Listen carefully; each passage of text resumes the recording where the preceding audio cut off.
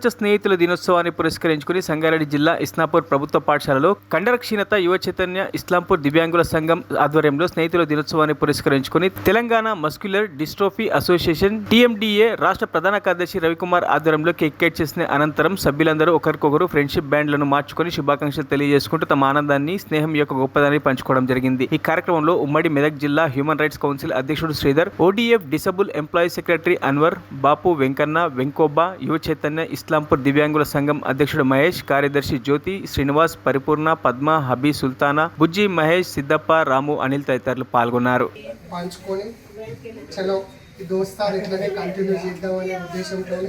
ఇక్కడ మీటింగ్ ఏర్పాటు చేయడం జరిగింది. అన్న మెసేజ్ పెట్టింది 3 గంటలకు ఉన్నది, కరెక్ట్ 3 గంటలకు ఫోన్ చేస్తున్నాను.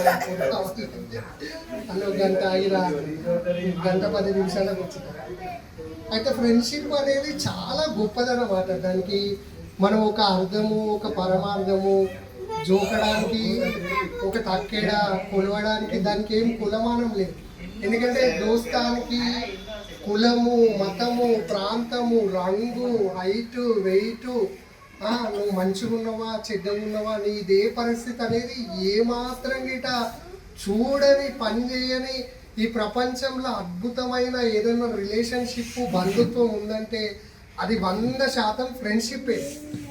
ఎందుకంటే ఇలా రక్త సంబంధం అంటే నీ పేగు తెంచుకొని పుట్టి రక్తాన్ని పంచుకుంటేనే రక్త సంబంధం అనేది వస్తుంది. కానీ స్నేహం అనే బంధం ఏంటంటే దానికి ఎట్లాంటి రక్త సంబంధం అవసరం లేదు. రవన్నది నాది గిట ఒక 6-7 ఏళ్ళ స్నేహం కావచ్చు అనుకుంటా. దేవుడు అనేటోడు ఒక 6 ఏళ్ళ కింద నువ్వు ఇస్నాపూర్ పోయి నువ్వు ఒక మహోన్నత వ్యక్తిని కలుస్తావు.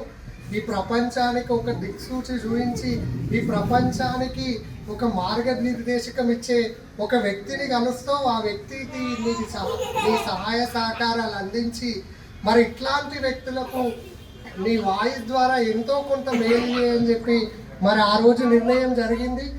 ఆ నిర్ణయం జరిగి ఆయనను కలవడం ద్వారా, ఆయనతో ఆ ఫ్రెండ్షిప్ని కంటిన్యూ చేయడం ద్వారా ఈరోజు మీలాంటి చాలా మంచి వ్యక్తులను, నిష్కల్మషం అంటే మనసులో ఏదో పెట్టుకొని బయట ఏదో మాట్లాడి నటించే వ్యక్తులు చాలామంది బయట ఉన్న ఇక్కడికి వస్తే చాలా పవిత్రంగా అనిపిస్తుంది అన్నమాట. ఎందుకంటే ఇప్పుడు మీరు మాట్లాడి రాజకీయాలు చేసి తిమ్మిని బమ్మి చేసే అవసరం ఇక్కడ ఉన్న వాళ్ళకి ఎవరికి లేదు. ఎందుకంటే వాళ్ళకు ఉన్న సమస్యలతోని, బాధలతోని సతమతం అవుతూ ఒక కొత్త ప్రపంచాన్ని చూడాలి. ఈ ప్రపంచానికి మనకు కాళ్ళు చేతులు బాగలేకున్నా బతకగలుగుతామనే ఒక సంకల్ప బలాన్ని చూడాలనే ఆ సంకల్పం అనేది మరి మీ లోపల కనిపిస్తూ ఉంటుంది. అందుకనే ఎప్పుడు వచ్చినా కానీ ఇక్కడ ఉన్న వ్యక్తులంతా చాలా కొత్తగా కనిపిస్తారు అన్నమాట.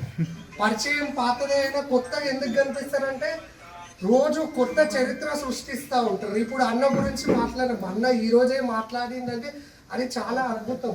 ఇట్లా కూర్చొని మాట్లాడగలిగితేనే అన్న హ్యాపీ ఫ్రెండ్షిప్ డే అనగానే అందరి ముఖాలు ఎందుకు వెలిగిపోయినాయి అంటే ఎక్కడో మాట్లాడకుండా సైలెంట్గా ఉన్న అన్నని గిట్ట తీసుకొచ్చి మాట్లాడిపించేంత గొప్పతనాన్ని ఇలా ఈ వేదిక మనందరికి ఒక అవకాశం ఇచ్చింది. మరిన్ని అప్డేట్స్ కోసం మా ఛానల్ని సబ్స్క్రైబ్ చేయండి.